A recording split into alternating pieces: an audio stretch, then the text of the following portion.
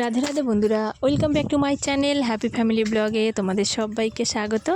আশা করি সবাই ভালো আছো আর আমরাও ভালো আছি। তো দেখো বন্ধুরা, রেডি হয়ে একদম বেরিয়ে পড়েছি, তারপরে ভিডিওটা অন করলাম। তো কোথায় যাচ্ছে অবশ্যই তোমাদের বলবো, তার জন্য ভিডিওটি শেষ পর্যন্ত দেখতে হবে। আর অবশ্যই অনুরোধ রইল তোমাদের ভিডিওটা শেষ পর্যন্ত দেখার জন্য। তো চলো বন্ধুরা, আর আজকে তো রথযাত্রা, আর রথের জন্য তো সকাল থেকে না প্রচুর বৃষ্টি হচ্ছিল। তো একবার ভেবেছিলাম যাবই না, তারপরে মা এসছে আর আমার ভাই এসছিল সকালে। তো বলল যে বাড়িতে থেকে কি করবি, চল আমরা একটু ঘুরে আসি। বললাম ঠিক আছে। তো তোমাদের দাদাভাইকে রেখে না আমার একদমই যেতে ইচ্ছে করছিল না একা একা, কারণ ও তো কোথাও যায় না তেমন করে, কাজের জন্য সবসময়ই ব্যস্ত থাকে, রবিবার ছাড়া তো ছুটি হয় না। আর সব অনুষ্ঠান তো আর আমাদের জন্য রবিবারে পড়বে না যে আমরা রবিবার করেই বেরোবো। তো যাই হোক, তো মা বললো যে কি করবি, তা বললাম ঠিক আছে জিজ্ঞাসা করি। তো ওকে বললাম, বলার পরে বলছে সাবধানে যাবে।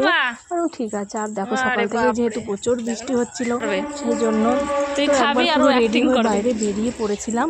তারপরে না এত বৃষ্টি হচ্ছিল, আবার ভেতরে চলে গেছি। তো মাকে বললাম ঠিক আছে যাবো না, দেখো বেরিয়েই বাধা পেলাম, আবার বৃষ্টি হচ্ছে। তো ঠিক আছে, মনটা ভেঙে গেছে, আর কাদা কাচড়ের মধ্যে একদম বেরোতে ইচ্ছে করছে না। তো মা বললো ঠিক আছে।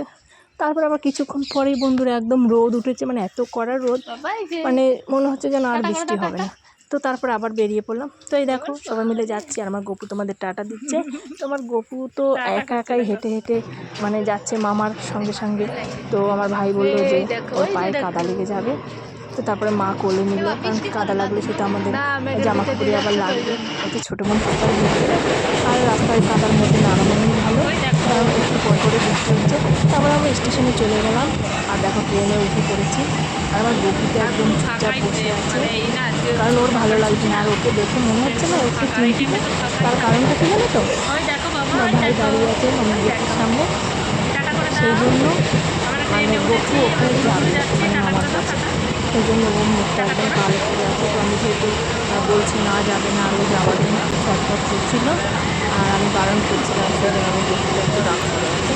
তা আমি আমার ভাইকে বললাম যে তুই ওখানে দাঁড়াস না, দেখ। তো ও যাওয়ার জন্য কেমন করছে। আর আমার ভাই তো না যখনই ট্রেনে যাতায়াত করে ওই রাস্তার স্টেশনে দাঁড়িয়ে থাকে। তো আমার মা এমনি অনেক বকাবকি করে, কারণ স্টেশনে দাঁড়ানো একদমই ভালো না, কারণ বলতে কখনো বসতে বসে না। কিন্তু যেহেতু ফাঁকায় ট্রেন ছিল, তা সত্ত্বেও আর বোঝোই তো, মানে এখন একটু বড় হলে মানে ইয়াং ছেলেরা যেমন মানে নিজেরা যেটা হয় না ওটা করে, বাবা মা করে, তো খুব একটা তো রাখতেই পারে না।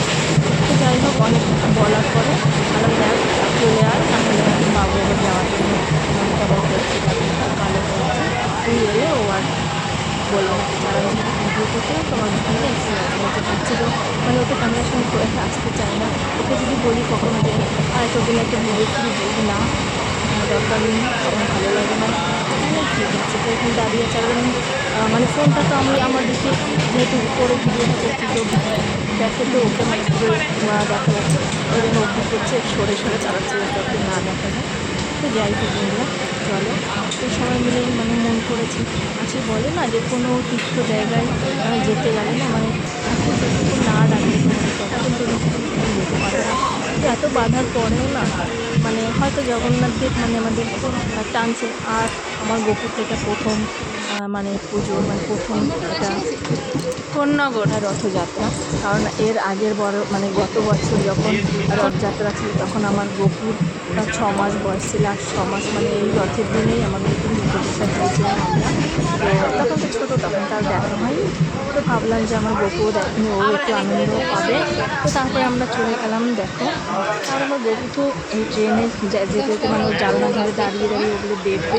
আর ফাঁকা ট্রেন ছিল বলে ঠিক আছে তো দাঁড় করে দিয়েছি। তারপর আমার ভাইও চলে এসছে, কারণ ও না এলে ও এখানে দাঁড়াতেই না। ভাই যেহেতু পাশে বসে আছে, ওই জন্য দাঁড়িয়ে খেলছে। তো আমরা চলে এলাম কোন্নগর, কিন্তু আমাদের না কোন্নগরে যাওয়ার কোনো মানে কথা ছিল না। কোন্নগর অ্যাকচুয়ালি নামবো না, আমরা নেমেছিলাম উত্তরপাড়া। তো উত্তরপাড়াতে না মানে আমার মায়ের একজন চেনা জানা আছে, মানে শুধু মাসি হয় সম্পর্কে। তো তাদের বাড়িটা ঠিক মনে নেই, কিন্তু আমার মা বলছে যে এইদিকে রথের মেলা নাকি খুব বড় করে হয়। তো তারপর আমরা নেমে পড়লাম ওখানে, আর নেমে দেখো প্রচণ্ড বৃষ্টি শুরু হয়েছিল। সারা রাস্তাটা ভালো এসেছি, এখানে নামার পরে এত জোর বৃষ্টি হচ্ছে যে আমরা স্টেশনে বসে আছি। আর স্টেশনটা না মানে যখন ট্রেনটা মানে যেখানে দাঁড়ালো, মানে প্ল্যাটফর্মের ওপরে যে ছাইনিটা দেওয়া থাকে সেটা মানে অনেকটা দূর, সে দৌড়েই আমাদের যেতে হলো, মানে নিজেই গেছিলাম এক প্রকারে বলতে গেলে। ছাতা ছিল, ছাতা নিয়ে গেছিলাম ভাবতে করে। তো যাই হোক তাড়াতাড়ি হয়েছে, ওটা শুনতে শুনতে তো দিয়ে যাবার, ট্রেন তো আর আমার জন্য দাঁড়াবে না যে আমি দাঁড়িয়ে থাকবো তারপরে নামবো আস্তে আস্তে, সেটা তো হবে না। তো ট্রেন থেকে তাড়াতাড়ি করে নেমে পড়েছে। আর থেকে বড়ো কথা আমার গোপুর জন্য মানে বেশি চিন্তা হচ্ছিলো, কারণ ওর বৃষ্টির জল পড়লে তো ঠান্ডা লেগে যাবে, তাই না? তো সেই কারণে তাড়াতাড়ি করে নেমে ছাতাটা নিয়ে চলে এলাম। তারপরে কী হয়েছে ঘটনাটা, আমাদের ওখানে নেমে তো তারপরে বৃষ্টি যখন থামলো আমরা নিচে গেলাম, তো মানে অটো স্ট্যান্ডে, সেখানে গিয়ে বললো যে রথ যেখানে হয় সেখানে যাবো মা বলছে।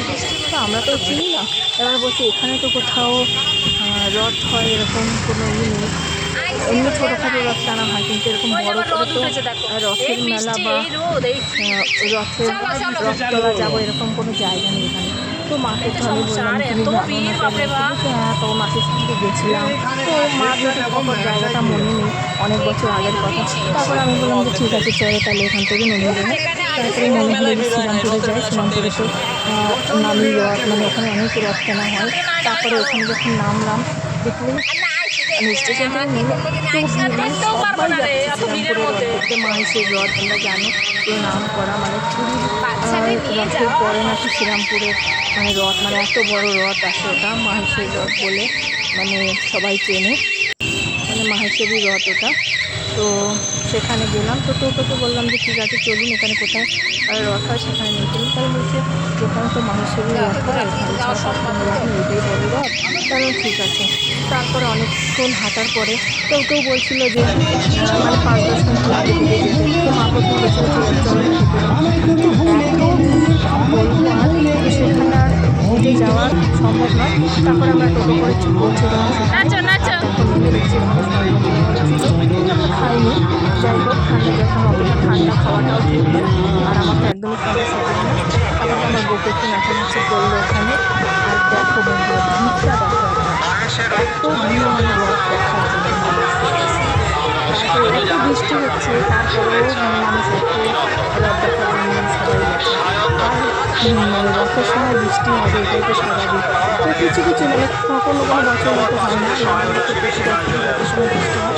আমার বন্ধুতে খুব আনন্দ হচ্ছে, বিশেষ করে ও আনন্দটা তো আমার কাছে সবচেয়ে বড় কথা। এছাড়া আমার কিছু না, আমি আমার জন্য যাইনি, কিন্তু আমি শুধুমাত্র আমার বন্ধুর জন্য ওখানে গেছি যে ও একটু আনন্দ পাবে, একটু দেখবে। তারপর অনেকক্ষণ অপেক্ষার পরে দেখো একটা মানে রথ দেখতে পেলাম যখন আসছিল। তো তারপরে আমরা ওখানে সবাই মিলে দাঁড়ালাম, বলাবলি করছি যে কোথায় আর কোথায় বাবা কতক্ষণ পরে আসছে। তো তারপরে এই রথটা দেখে আর এত ভিড় যাতে মানে আমি যে কোথায় গিয়েছিলাম গলিটা বলবো আমি সেই প্লেসটা আমি পাচ্ছি না। আর এত ভিড়ের মধ্যে আমি যাই না, কান্না করতে নামতে গেলে ভাবতে যাবে না চলে যাচ্ছে নামলে, তো সেই জন্য আমি দূর থেকে দেখলাম। তো দেখো একটা রথ দেখতে পেলাম, আর আমার বউ তো বাজবার সময় পুরো রাস্তায় করে দিয়েছে, তো খুব আনন্দ করছে, সেই দেখে আমার খুব ভালো লাগছে।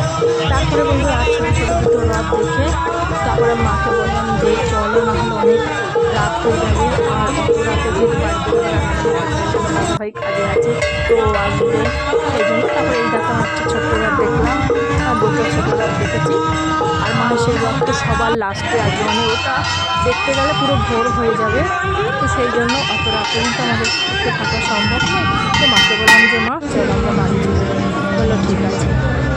তারপরে আমরা বাড়ি থেকে রওনা দিলাম, আর দেখো আমরা চলে এসেছি শ্রীরামপুরে। তারপর মাকে বললাম ঠিক আছে রাত হয়ে গেছে আর এখন আমরা ভিডিও করবো, আমরা এখন ঘরে গিয়ে ভিডিও করবো। তো তারপর আমরা বাড়িতে পৌঁছে গেছি। আর দেখো সবথেকে বেশি কষ্ট মনে হয় আমার গপুর হয়েছে, মানে বাচ্চারা কোলে থাকলে যে ওদের কষ্ট হয় না এটা কিন্তু নয়, ওদেরও কষ্ট হয়, কোলে থাকতে থাকতে ওদের কষ্ট হয়। আমার গপু দেখো পুরো বসে পড়েছে। যাই হোক বন্ধুরা ভিডিওটি কেমন লাগলো অবশ্যই জানিও, ভিডিওটি ভালো লাগলে লাইক কমেন্ট শেয়ার করে দিও, আর তোমরা কোথায় কোথায় রথ দেখেছো সেটাও বলবে কমেন্টে। তো চলো বন্ধুরা টাটা।